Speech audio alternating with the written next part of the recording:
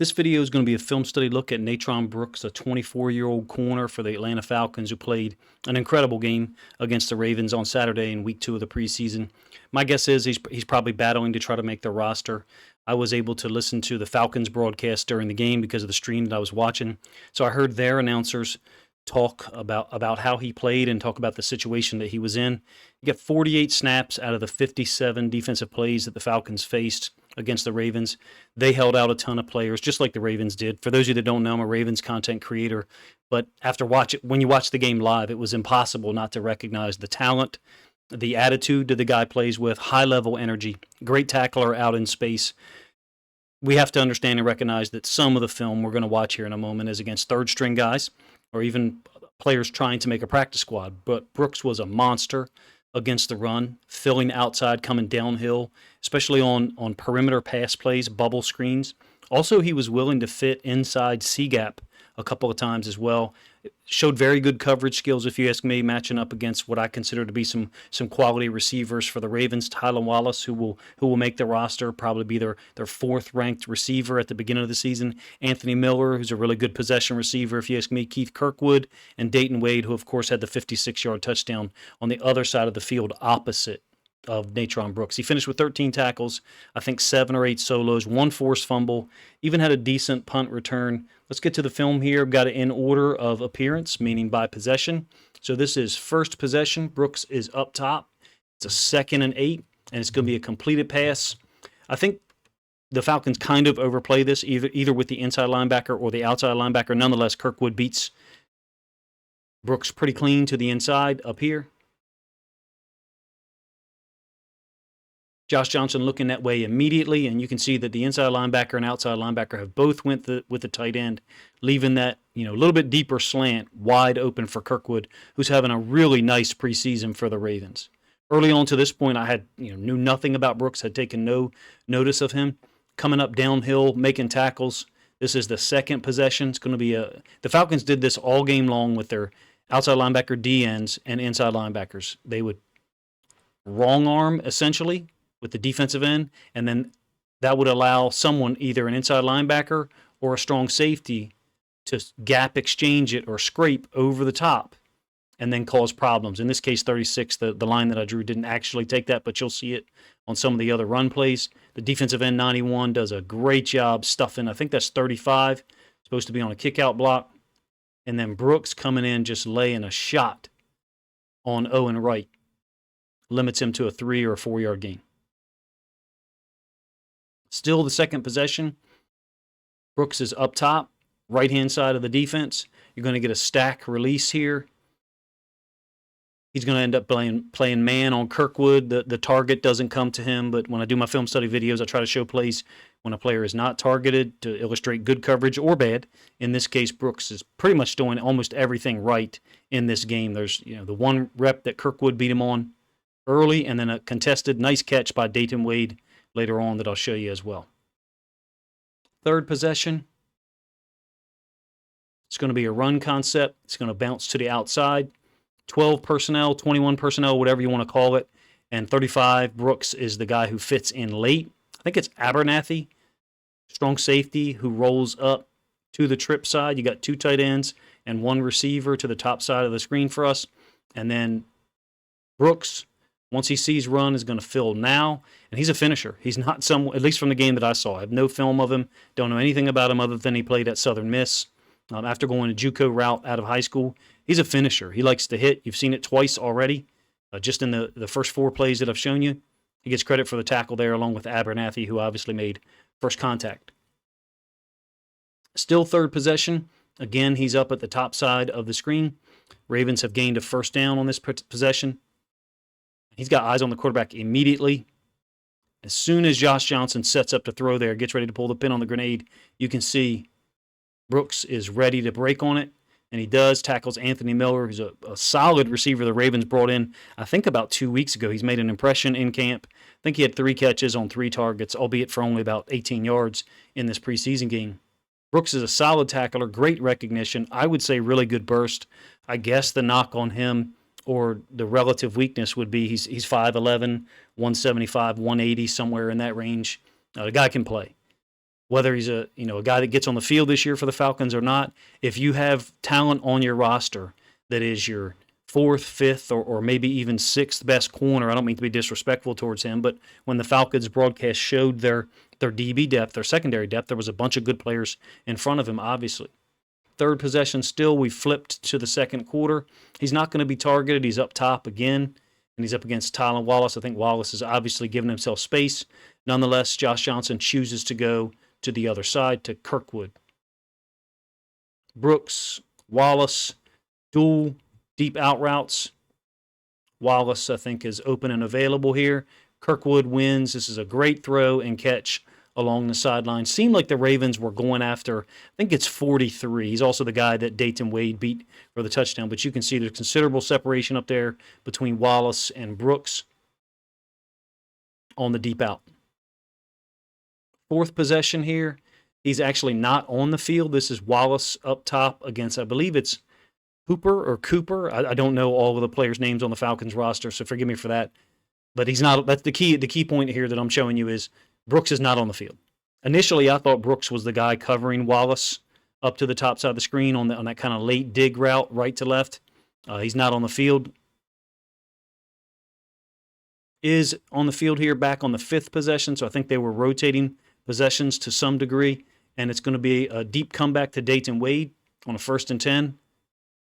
Devin Leary, who's got a strong arm, puts it there right in the center of the body, and Wade is able to make the catch. There is some contesting or some challenging by Brooks. He's got great feet. You can see he puts his right foot in the ground right here, plant, point, and then burst out of there, just not able to close down enough.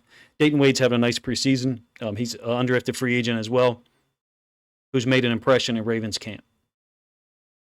That route happened again later on. Brooks is able to get a pass defense. He was a little bit more physical. Same play, end zone angle, one time through. It ends up being, I think, an 11 or a 12-yard gain. And you can see the contested nature of it, how close. It's blurry, forgive me for that.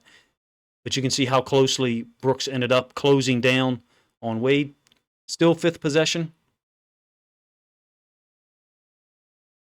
He's up top the screen. He's not targeted here, by the way. I think they're playing some version, perhaps, of two read to that top side. So I think you've got a split field coverage. One coverage being played on the top side of the screen and one on the bottom. And here's why I'm saying that. Because look at two out, the tight end, being chased by an inside linebacker. So this is man. Meanwhile, up to the top side, you got what some people call funnel, bracket, whatever. I think that Natrone Brooks is looking for the out possibly to be thrown here, but he's got eyes on the quarterback. He sees the quarterback's not looking in that direction. It's a funnel coverage whereby they're trying to force both of these guys into vertical releases to feed them to the safety, whereas to the bottom side of the screen, I think you've got a man relationship to 1 and 2. Split field coverage, meaning there's one coverage on one side of the defense, the top side, where Brooks is, and a separate coverage on the bottom side, where Devin Leary ends up throwing the football. Seventh possession, you get two angle views of this one, I believe. He fills C-gap inside. Again, he's committed. This is a young man that, at least from the film that I've seen, is no college film, no experience watching his film whatsoever, but 13 tackles and a forced fumble and a couple of nice pass coverage instances, at least, and I'm showing you those, draws your attention, even if it's a guy that isn't necessarily going to be a starter. All 22 angle, same play. He's down to the bottom side. I do think it's interesting that he was switching sides. He was to the field sometimes, on the right, to the left. There is definitely an element to his game whereby if you're going to leave a corner unblocked to the boundary, which is a commonly used scheme, where the receiver to the boundary goes and blocks the safety, basically forcing this guy to make a tackle, at least from the way it was on Saturday, if that's Natrone Brooks, he's going to make the play.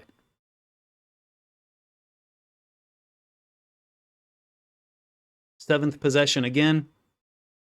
Brooks down here to the bottom side of the screen. There's the nickel defender to the wide side of the field. Emory Jones is in now. Quick screen to Cunningham. Ends up being a tackle for loss, one of two that he was involved in on the day. He's a downhill guy. I don't know if in the first preseason game or in training camp, if he's been beat on anything deep. Certainly looks like he has enough speed to me to play people deep. I'm interested in the prospect. Matched up with Dayton Wade again, down here to the bottom side. Still seventh possession. It's a 3rd and 11. Pretty much the same route that Wade ran earlier. pressing off deep, and then a comeback. And Emory Jones, who's got a pretty strong arm, maybe perhaps a little bit inaccurate with the throw, but you can see much tighter coverage, perhaps a different coverage call scheme-wise. And Brooks is in much better relationship, got his hands on while the ball's in the air. I'm not sure if he's credited with a pass defense or not, but nonetheless, 2 reps against Dayton Wade, who I consider to be pretty talented, and Wade went 1 for 2.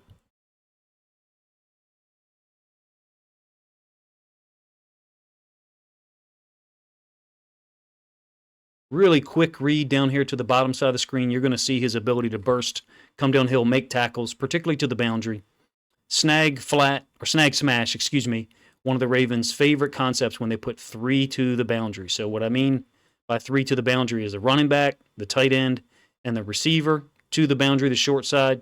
Normally you're getting snag by number 1, the receiver, smash concept with the tight end, and then flat route by the running back. And that's exactly what shows up. Only 3 potential guys to cover it. Inside linebacker, Brooks, the corner, and the safety. And Brooks just waits for the ball to be thrown, breaks down, makes a great tackle on, I think it's Kelly. End zone angle, same play. I think he's got great eyes, great instincts and awareness, and a perfect understanding of the coverages, at least as they sorted out on Saturday against the Ravens. I'm interested to see. I don't know if I'll be able to watch the Falcons game this week in the preseason, but I'm imagining he'll get a lot of reps. He got 48 this past week. If you're a Falcons fan and you watch this long, first of all, thank you. Second of all, let me know what your impression or other impressions are of Brooks, I guess, prior to this game. This one's certainly an eye-opening performance. Shoot route by the tight end into the flats. Brooks, again, is up to the top. We're talking about the tight end into the flats to the boundary. And Brooks breaks on it. There's not 3 into the boundary because the running back is set to the field, to the opposite side. Forced fumble, I believe, technically, that the Ravens tight end, Ishmael, is able to recover.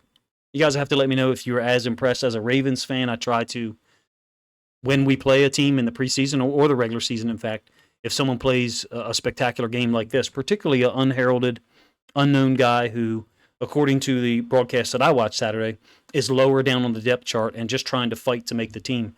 I haven't seen another corner in the preseason play to this level.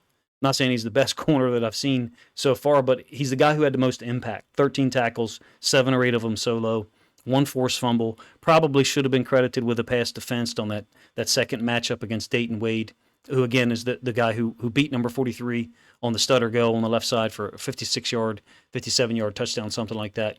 I'm impressed with Brooks. He certainly looks like a guy that if you're a Falcons fan, you wouldn't want to see the team let him go on roster cutdown, because just based on this film from Saturday, it looks like there'd be multiple other teams in the NFL, multiple other front offices that would have their eyes on him as well. Appreciate you guys' time, man. If you think other Falcons fans or NFL fans in general would enjoy or appreciate this film study video of Natrone Brooks, then please consider grabbing a link to this video, sharing it out on social media to help this content get more reach.